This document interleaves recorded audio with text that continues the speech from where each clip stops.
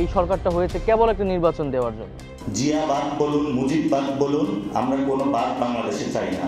সরকারটা নির্বাচনের মাধ্যমে পট পরিবর্তন, ক্ষমতার পট পরিবর্তন হয় না, হয়েছে গণঅভ্যুত্থানের মাধ্যমে। রাজনীতির ময়দানে আসছে নতুন দল।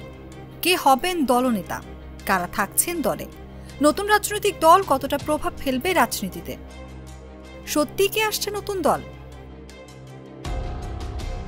সংবাদ মাধ্যম ডয়েচে ভেলের এক প্রতিবেদনে বলা হয়, শিক্ষার্থীদের নেতৃত্বে নতুন রাজনৈতিক দলের ঘোষণা আসছে ফেব্রুয়ারিতেই। জাতীয় নাগরিক কমিটি ও বৈষম্য বিরোধী ছাত্র আন্দোলনের নেতারা দেবেন এই নতুন দলের ঘোষণা। রংপুরের শহীদ আবু সাইদের কবর থেকে শুরু করে চট্টগ্রামের শহীদ ওয়াসিম আকরামের কবর পর্যন্ত পায়ে হেঁটে লং মার্চের মাধ্যমে এই ঘোষণা দেওয়ার সিদ্ধান্ত নিয়েছেন তারা। এই দলের নেতৃত্বে কে থাকবেন তা নিয়ে চলছে নানা জল্পনা কল্পনা। তবে এই আলোচনার সামনের দিকে আছেন তথ্য, টেলিকম ও আইসিটি উপদেষ্টা। বলা হচ্ছে তিনি উপদেষ্টার পদ ছেড়ে নতুন এই রাজনৈতিক দলের নেতৃত্বে আসতে পারেন। তবে শিক্ষার্থীদের কোনো পক্ষ থেকে বিষয়টি পুরোপুরি নিশ্চিত করেনি। নাহিদ ইসলাম উপদেষ্টার পদ ছেড়ে নতুন রাজনৈতিক দলের দায়িত্ব নিচ্ছেন কিনা এই বিষয়ে ডয়েচে ভেলেকে দেয়া সাক্ষাৎকারে জাতীয় নাগরিক কমিটির আহ্বায়ক মোহাম্মদ নাসির উদ্দিন পাটোয়ারি বলেন, এখনো বিষয়গুলো চূড়ান্ত হয়নি। দলের নাম ও কারা নেতৃত্বে আসবেন তা নিয়ে আলোচনা হচ্ছে। ছাত্র উপদেষ্টাদের কেউ যদি উপদেষ্টার পদ থেকে রাজনৈতিক দলের দায়িত্বে আসতে চান, তাদের স্বাগত জানানো হবে। যারা বৈষম্য বিরোধী আন্দোলনের নেতৃত্ব দিয়েছেন বা অংশ নিয়েছেন, তাদের একটি অংশ এই দলের অংশ হবে। তবে সুযোগ থাকছে অন্যান্য দলের বা মতাবলম্বীদেরও এই দলে যোগ দেবার।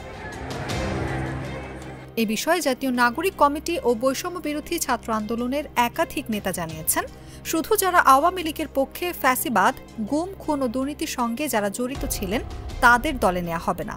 এর বাইরে যে কোনো দল থেকে আসা নেতাকর্মীদের স্বাগত জানানো হবে। এ পর্যন্ত ৩২৮টি থানা কমিটি গঠন করা হয়েছে বলে জানান জাতীয় নাগরিক কমিটির আহ্বায়ক মোহাম্মদ নাসির উদ্দিন পাটোয়ারি। কিছুদিনের মধ্যে কমিটি গঠনের কাজ শেষ হবে বলেও জানান তিনি। এই নেতাদের কেউ কেউ বলেন তাদের প্রধান টার্গেট বিএনপি। বিএনপির দ্বিতীয় ও তৃতীয় সারি নেতাদের দলে টানতে তারা কাজ করছেন। বিএনপি ভোটকেও টার্গেট করেছেন তারা। নতুন যে রাজনৈতিক দল আসছে এটা কতটা প্রভাব ফেলবে এ নিয়ে দেখা গেছে মিশ্র প্রতিক্রিয়া। বাংলাদেশের রাজনৈতিক শূন্যতা পূরণ করবে নতুন রাজনৈতিক দল, এমন আশা নাগরিক কমিটির সদস্যদের। এদিকে বাংলাদেশের কমিউনিস্ট পার্টির সাধারণ সম্পাদক রুহিন হোসেন প্রিন্স ডয়েচে ভেলেকে বলেন, রাজনৈতিক দল গঠনের প্রক্রিয়াকে স্বাগত জানাই, কিন্তু অন্তর্বর্তী সরকারের সহযোগিতা নিয়ে তারা যে দল গঠন করতে যাচ্ছে সেটা মানুষ ভালো চোখে দেখছে না। আবার তাদের গঠনতন্ত্র, উদ্দেশ্য কি এগুলো লিখিত দিক, তখন বোঝা যাবে। অনুভা বিশ্বাস, জাগো নিউজ। কি boss, vital match, tough opponent, tension? Come on bro, অপোনেন্টকে নিয়ে ভাবার সময় আছে।